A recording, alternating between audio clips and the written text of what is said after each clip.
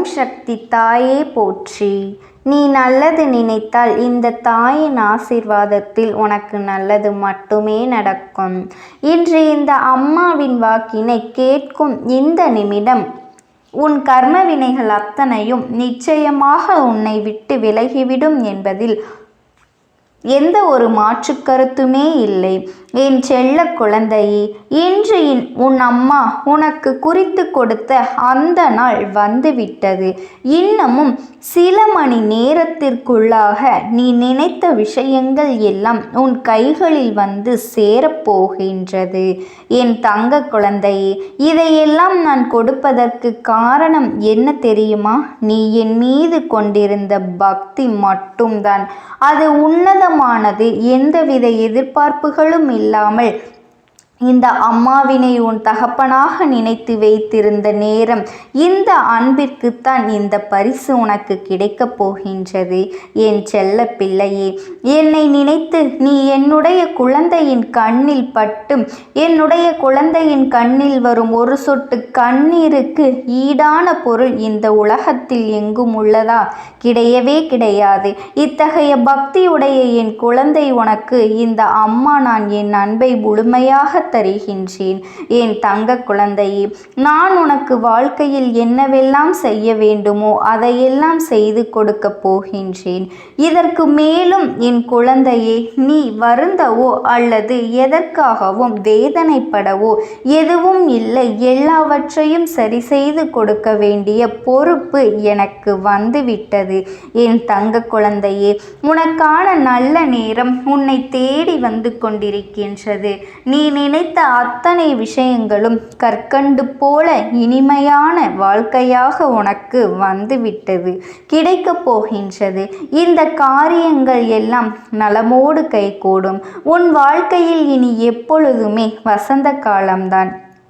என் செல்ல பிள்ளையே, என் மீது உனக்கு எள்முனையளவு சந்தேகம் வந்துவிட்டால் கூட நீ இந்த தாயானவளினுடைய வாக்கினை ஒரு பொழுதும் கேட்க வேண்டாம். நான் வெள்ளை குதிரை ஏறி உனக்கு காவலாக வந்து உனக்கு காவலான விஷயங்களை உனக்கு அந்த காவலரை அனுப்புகின்றேன். என் தங்க குழந்தையே, உன் கஷ்டங்களை எல்லாம் நான் தூள் தூளாக்கி விடுவேன். யாரென்று தெரிகின்றதா? அந்த கோடான கோடி மக்களின் நம்பிக்கைக்குரிய கருப்பண்ணசாமியை தான் உனக்கு நான் துணையாக அனுப்ப போகின்றேன். நான் இருக்கும் பொழுது உனக்கு வெற்றி என்றென்றுமே உனக்கு நிச்சயமானது. அது உனக்கே தெரியும் அல்லவா? வெற்றி உனக்கே சொந்தமானது. நீ என் மீது அதிக அளவில் அன்பு கொண்டதற்கான காரணம் உனக்கு ஏற்பட்ட மனவலிகள் தான். அந்த மனவலிகளை உனக்கு தந்தவர்களுக்கு முதலில் நீ மனதார நன்றி சொல்ல வேண்டும். இந்த தாயானவள் இப்பொழுது உன்னிடம் பேசிக்கொண்டிருக்கின்றேன். என் செல்ல குழந்தையே, எதையும் எதிர்பார்த்து நீ என்னிடத்தில் வேண்டியதும் இல்லை. இருந்தாலுமே எதிர்பார்க்காத விஷயங்கள் உனக்கு எல்லாவற்றையுமே ஒரு தாயானவளாக இந்த தாயானவள் உனக்கு நிச்சயமாக நான் கொடுக்க வேண்டும் அல்லவா? உண்மையான பக்திக்கு என்றென்றைக்குமே பலன் நிச்சயமாக உண்டு. நம்பிக்கையோடு என்னை உன் மனதில் வைத்து நீ வேண்டிக் கொள்கின்ற ஒவ்வொரு நொடியுமே நீ ஆசைப்பட்ட விஷயங்கள் எல்லாமே உனக்கு கைகூடி வரப்போகின்றது என்பதனை நீ மறக்க வேண்டாம். என் தங்க பிள்ளையே, இந்த தாயானவள் உன்னிடத்தில் ஒன்று நான் சொல்கின்றேன். அதை நீ தெளிவாக புரிந்து கொள்ள வேண்டும். தோல்வி என்பது அசிங்கம் கிடையாது, அது அவமானமும் கிடையாது. அது என்ன தெரியுமா? அது உன்னுடைய வாழ்க்கையில் உனக்கு கிடைத்திருக்கின்ற ஒரு நல்ல அனுபவம். தோல்வி வரும் என்று நீ அஞ்சி பின்வாங்குவதுதான் அசிங்கமும் அவமானமும் என்பதனை தெரிந்து கொள். எதையும் எதிர்த்து நிற்க நீ பழகிக்கொள்ள வேண்டும். என் குழந்தையே, இந்த அம்மா உன்னோடு இருந்து உன்னை காப்பாற்றுவேன் என்பதனை நீ புரிந்து கொண்டால் நிச்சயமாக இதை ஒரு அனுபவமாக ஏற்றுக்கொண்டு நீ கடந்து செல்ல வேண்டும். என் செல்ல குழந்தையே, உன்னுடைய இந்த பயணத்தில் நிச்சயமாக விடையில்லாத கேள்விகள், தீர்வு கிடைக்காத பிரச்சனைகள் என்று உன் வாழ்க்கையில் பல விஷயங்கள் நடந்து கொண்டுதான் இருக்கின்றது.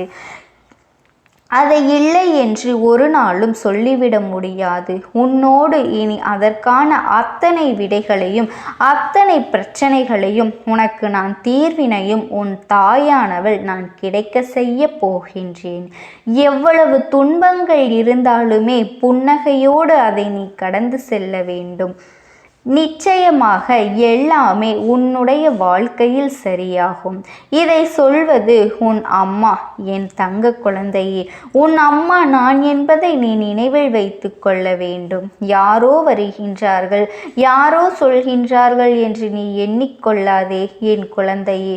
ஒரு மருத்துவம் சாதிக்க முடியாத ஒரு விஷயத்தை சிலரின் நம்பிக்கையும் பிரார்த்தனைகளையும் சாதித்து விடும். எப்பொழுதுமே என்னை நீ பிரார்த்தனை செய்து கொண்டே இரு. நிச்சயமாக அன்றிலிருந்து எனக்கு நீ நெருக்கமாக வந்து கொண்டே இருப்பாய். நீ என்னை தேடுவது நான் உன் அருகில் வருவதற்கு எனக்கு மிகப்பெரிய உதவிகளை செய்யும். என் பிள்ளையே, உன் தாயானவள் நான் என்றுமே உனக்கு துணையாக இருக்கும் பொழுது நீ எதை நினைத்தும் கவலைப்படாதே. நீ எதை செய்தாலும் துணிவோடு செய். வெற்றி உனக்கு நிச்சயமாக கிடைக்கும். என் தங்க பிள்ளையே, நான் உன்னோடு இருக்கும் வரை உனக்கு நடக்கின்ற எந்த ஒரு விஷயங்களையும் தடுத்து நிறுத்தக்கூடிய தைரியம் எவருக்குமே கிடையாது. உனக்கு எவ்வளவு கஷ்டங்கள் இருந்தாலுமே நீ நன்றாக இருப்பாய். இன்று யாரோ ஒருவர் சொல்கின்ற ஒரு வாழ்த்துதான் இன்னமும் உன்னை பல வருட காலம் உயிர்ப்போடு இருக்க செய்கின்றது. அதனால் பிறருக்கு உதவி செய். அது உன்னுடைய தலைமுறைகளையும் சேர்த்து வாழ வைக்கும் என்பதனை நீ ஒரு நாளும் மறந்துவிடக் கூடாது. மகிழ்ச்சியாக வாழ்வதற்கு இங்கே 1000 வழிகள் இருக்கின்றது. ஆனால் கவலையின்றி வாழ்வதற்கு இங்கு குறைவான வழிகளே இருக்கின்றது. நீ நல்லது நினைத்தால் உனக்கு நல்லது மட்டுமே நடக்கும். என் தங்க குழந்தையே, உன்னால் மாற்ற முடியாத விஷயத்தை நீண்ட காலமாக நீ முயற்சி செய்யாதே. அதை விட்டுவிடு. உன்னால் அதனை எத்தனை முறை முயற்சி செய்தாலும் அது உனக்கு திரும்ப நடக்காது. என் தங்க குழந்தையே, இரண்டாவது, உன்னால் மாற்ற முடியாத விஷயங்களுக்கு நிச்சயமாக நீ நீண்ட காலமாக சிரத்தை எடுத்து மாற்ற முயற்சிக்காதே. அதை விட்டுவிட வேண்டும். என் தங்க குழந்தையே, உன்னை விட்டு விலகி செல்லும் சிலவற்றை கட்டாயப்படுத்தி உனக்குள்ளேயே நீ வைத்து கொண்டு எந்நாளுமே சிரமத்தில் நீ கஷ்டப்படாதே. உன்னை விட்டு விலகும் சிலதை போவது போகட்டும் என விட்டுவிடு. எல்லோரும் என் தங்க குழந்தையே, மூன்றாவதாக உனக்கு எத்தனை துன்பங்கள் வந்தாலும், எத்தனை கஷ்டங்கள் வந்தாலும், எத்தனை சங்கடங்கள் வந்தாலும் அவை நிரந்தரமானது அல்ல. இதுவும் கடந்து போகும் என்று நீ கவலைப்படாமல் இருக்க வேண்டும். இந்த மூன்றையுமே நீ சரியாக செய்துவிட்டாயானால், சரியாக செய்து கொண்டிருப்பாயானால் மன வலிமையும் தைரியமும் உன்னை தேடி தானாகவே வந்துவிடும். நடந்ததை யாராலும் மாற்ற முடியாது. நடக்க இருப்பதை யாராலும் தடுத்து நிறுத்த முடியாது. உன்னுடைய மனபலத்தை மட்டுமே நீ ஒரு நாளும் இழந்துவிடக்கூடாது. என் தங்க குழந்தையே, மனபலத்தை எப்பொழுது நீ இழக்கின்றாயோ அந்த நேரம் இந்த வாழ்க்கையில் உனக்கான விஷயங்கள் எல்லாம் உன்னை விற்று சென்றுவிடும். உடல் பலம் இங்கு எதற்கும் உதவப் போவதில்லை. உன்னுடைய மனபலம்தான் உன்னை காப்பாற்றப் போகின்றது என்பதனை நீ மறந்துவிடாதே. அதனால்தான் எப்பொழுதும் நீ தைரியமாக இருக்க வேண்டும். என் குழந்தையே, போராட்டம் மட்டும்தான் உன் வாழ்க்கையில் எப்பொழுதுமே இருக்கின்றது என்று நீ கவலைப்பட்டு கொண்டிருந்தால் உன்னால் எதையுமே செய்ய முடியாது. இன்று மற்றவர்கள் இவர்கள் எப்படி இதனை சாதித்தார்கள் என்று நீ வியக்கும் அளவிற்கு உன்னை ஏளனமாக பார்த்தவர்கள் எல்லாம் எப்படி இதை சாதித்து காட்டினாய் என்பதனை அவர்கள் உனக்கு தெரிந்து கொள்வார்கள். என் தங்க குழந்தையே, உன் மனபலம் மூலமாகத்தான் அவர்கள் சாதித்து காட்ட வேண்டும். எனவே இந்த தாயானவள் வாக்கினை நீ முழுமையாக கேட்டு கொண்டிருப்பாயானால் அதன்படி நான் சொல்கின்ற வார்த்தைப்படி நீ பல வெற்றிகளை அடைய வேண்டும். நீ ஒவ்வொரு இடத்தில் அவமானப்படுத்தப்பட்டால் அந்த இடத்திலிருந்து நிரந்தரமாக விலகி நிற்க வேண்டும். என் தங்க குழந்தையை, அன்பு பாசம் என்று மீண்டும் அங்கே சென்று நீ சேர்ந்து நின்றாயானால் நிச்சயமாக அந்த இடத்தில் நீ அவமானப்படுத்தப்படுவாய். என் தங்க குழந்தையை, நீ எதை நினைத்தும் கவலைப்படாதே. இந்த தாயானவளினுடைய அன்பும் ஆசீர்வாதங்களும் உனக்கு என்றென்றைக்குமே முழுமையாக கிடைத்து கொண்டேதான் இருக்கும். ஓம் சக்தி. ஓம் ஆதிபராசக்தி. பிணை உருவாக்கி கொடுக்கின்றேன். அந்த ஆத்மாவின் வாக்கினை கேட்பதற்கு இதுவே உனக்கு கிடைக்கின்ற கடைசி வாய்ப்பாகவும் இருக்கலாம். அதனால் என் பிள்ளையே, இந்த வாய்ப்பினை நீ சரியாக பயன்படுத்தி கொண்டு அந்த ஆத்மா உன்னோடு என்ன பேச நினைக்கின்றது, அவர்கள் எதை உன்னிடத்தில் சொல்ல நினைக்கின்றார்கள், வெளிப்படுத்த முயற்சி செய்கின்றார்கள், எதனால் உன்னை தேடி வந்திருக்கின்றார்கள் என்பதனை எல்லாம் நீ தெரிந்து கொள்ள வேண்டும். என் தங்க பிள்ளையே, அவர்கள் எப்படி இந்த தெய்வத்தின் அருகில் வந்தார்கள் என்று நீ யோசிக்கலாம். என் தங்கமே, உன்னுடைய இல்லத்தில் சமீபத்தில் இறந்து போன ஒருவரினுடைய ஆத்மாவானது சில நாட்களாகவே உன் இல்லத்தை சுற்றி சுற்றி வருகின்றது. இந்த அம்மா அதனை கண்டுவிட்ட பிறகு, எதற்கு இங்கே சுற்றி கொண்டிருக்கின்றாய்? நீ இருக்க வேண்டிய இடத்தில்தானே இருக்க வேண்டும். என் பிள்ளையின் வீட்டில் உனக்கு என்ன வேலை என்று கேட்ட பொழுதுதான் அந்த ஆத்மா என்னிடத்தில் சொன்ன விஷயம், எனக்கும் என்னிடத்தில் இருக்க வேண்டும் என்றுதான் ஆசையாக இருக்கின்றது. ஆனால் சில விஷயங்கள் என்னை அங்கே செல்ல விடாமல் தடுத்து கொண்டு இருக்கின்றது. எனக்கு என்னுடைய குடும்பத்தில் இருக்கின்றவர்களிடம் பேசியாக வேண்டும். என் மனதில் தோன்றுகின்ற சில விஷயங்களை அவர்களிடத்தில் சொல்லிவிட்டால் நான் மனநிறைவோடு இங்கிருந்து சென்று விடுவேன். சில விஷயங்களை நான் அவர்களோடு பகிர்ந்து கொள்ளாமல் விட்டுவிட்டேன். அதற்கு சரியான நேரம் இப்பொழுது வந்திருக்கின்றது. இப்பொழுதும் சொல்லாமல் நான் சென்று விட்டால் இனி காலம் முழுவதும் என்னால் அவர்களிடத்தில் சொல்லிவிட முடியாது. இதற்கு நீங்கள்தான் துணையாக நிற்க வேண்டும் அம்மா என்று என்னிடத்தில் வாய்ப்பினை ஏற்படுத்தி கொடுக்க வேண்டும் என்று கேட்டது. என் தங்க குழந்தையே, இப்படி இருக்கும் பொழுது அவர்களிடத்தில் சொல்லிவிட முடியாது. அந்த வாய்ப்பினை ஏற்படுத்தி கொடுத்து என் வீட்டில் உள்ளவர்களிடம் பேச வைக்க வேண்டும் என்று என்னிடத்தில் கோரிக்கை வைத்தது. என் தங்கமே, இப்படி மனதிலே எந்த கெட்ட எண்ணங்களும் இல்லாமல் உன் குடும்பத்திற்காக பேச வேண்டும் என்று கேட்ட ஆத்மாவிற்கு நான் அந்த வாய்ப்பு வழங்குவது தானே முறையாக இருக்கும். அதனால் இந்த அம்மா அந்த ஆத்மாவிற்கு அந்த வாய்ப்பினை கொடுக்க முடிவுகள் செய்து இப்பொழுது உன்னோடு பேசுவதற்காக வரவழைத்திருக்கின்றேன். என் பிள்ளையே, அந்த ஆத்மாவானது உன்னிடத்திலே என்ன பேசுகின்றார்கள் என்பதனை நான் என் மூலமாக உன்னிடத்தில் பேசி சொல்கின்றேன். இந்த அம்மாவிடத்திலிருந்து தான் அவர்கள் மனதில் பேச நினைப்பதை எல்லாம் பேச முடியும். என் தங்கமே, நேரடியாக ஒரு ஆத்மாவின் குரலை உன்னால் அத்தனை சுலபமாகவெல்லாம் கேட்டுவிட முடியாது. இந்த அம்மா அதற்காகத்தான் இன்று இந்த உதவியை செய்கின்றேன்.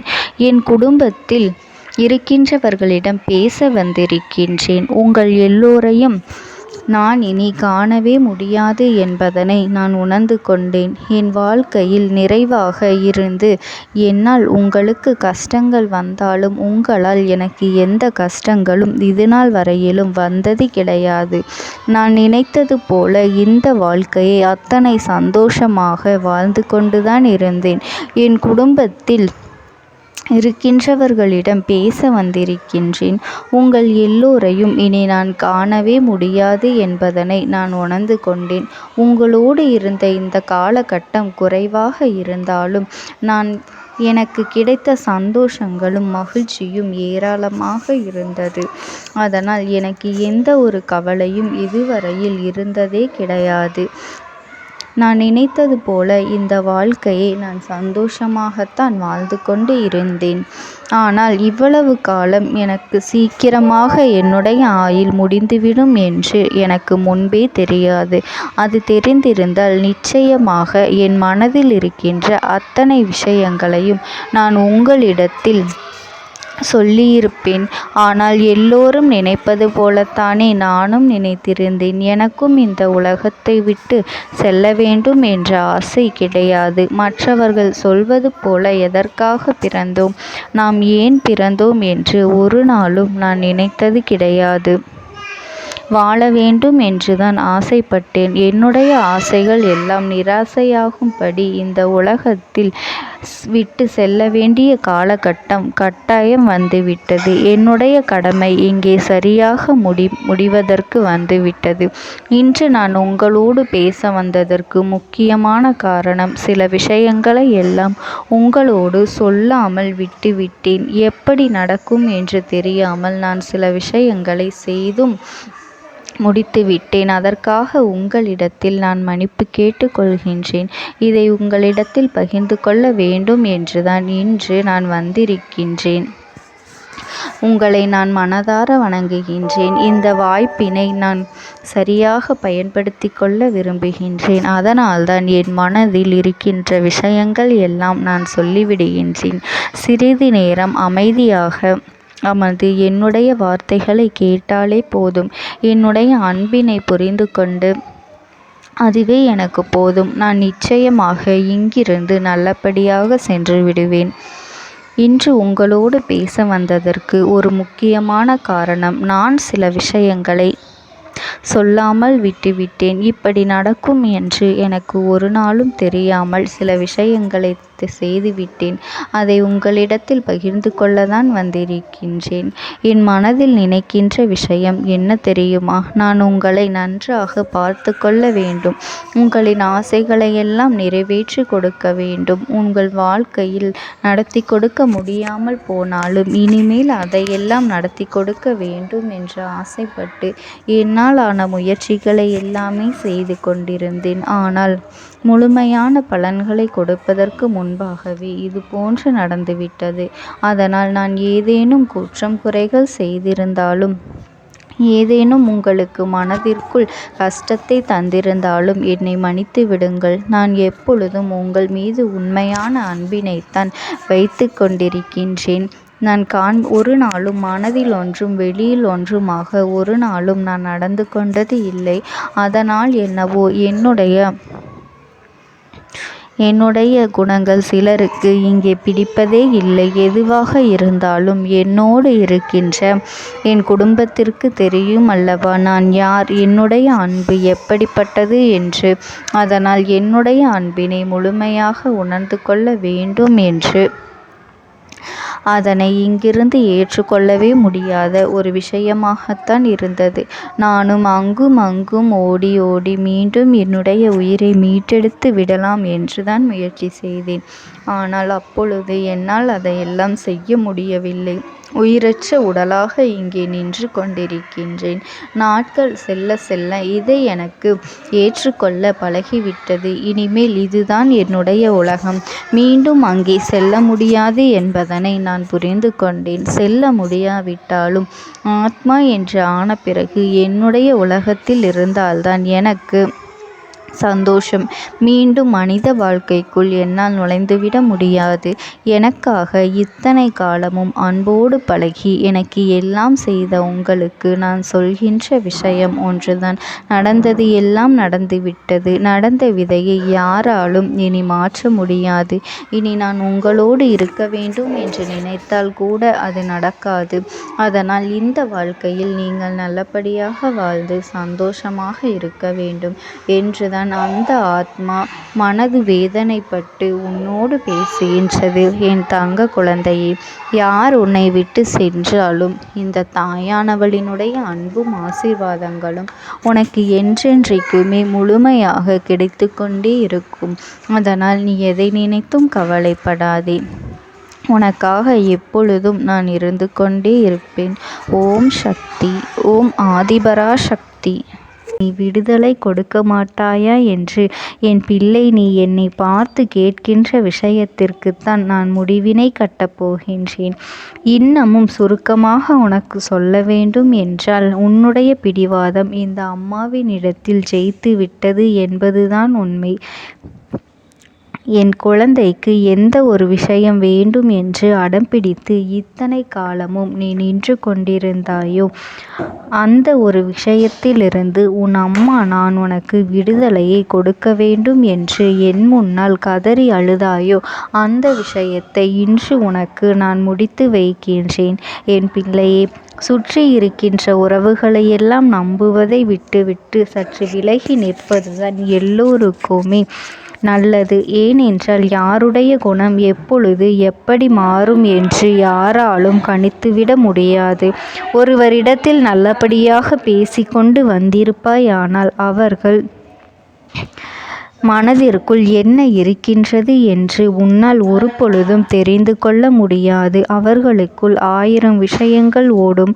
உனக்கு செய்து தருவேன் என்று வாக்குறுதியை கொடுப்பார்கள். ஆனால் அதன் பிறகு பார்த்தாயானால் ஒரு நிமிடம் கூட யோசிக்காமல் சற்றென்று இவர்களுக்கு முடியாது என்று